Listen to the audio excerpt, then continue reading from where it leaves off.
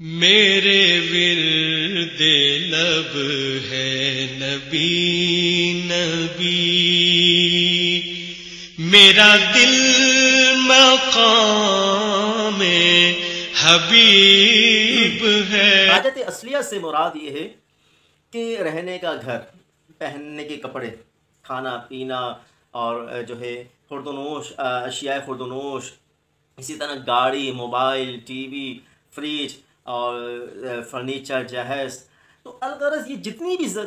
بھی اشیاء ہیں، جتنی بھی چیزیں ہیں، یہ سارے کے سارے جو ہے ضروریات میں شمار۔ اگرچہ دو گاڑیاں ہوں، چار گاڑیاں ہوں، تو اس صورت میں اس پر زکوٰۃ لازم نہیں ہوگی۔ دو موبائل ہو، چار موبائل ہو، اس پر زکوٰۃ۔ کہتے ہیں کہ یار ہمارے دو گھر ہیں،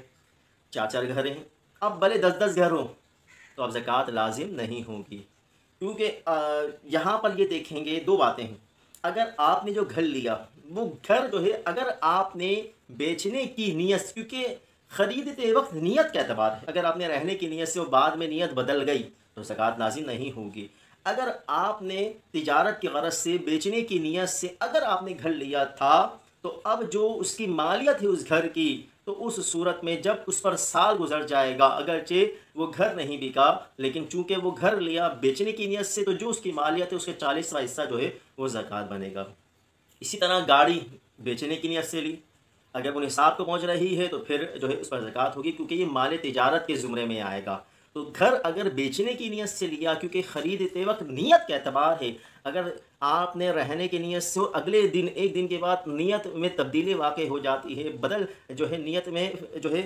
چینجنگ آ جاتی ہے، اور وہ اس کا ارادہ بدل جاتا ہے، پھر وہ بیچنے کے درپے ہو جاتا ہے، تو اس صورت میں اس پر زکوٰۃ نہیں ہوگی۔ خریدتے وقت نیت کا اعتبار ہے تو اس صورت میں اس پر زکوٰۃ لازم ہوگی۔ سمجھ میں آیا؟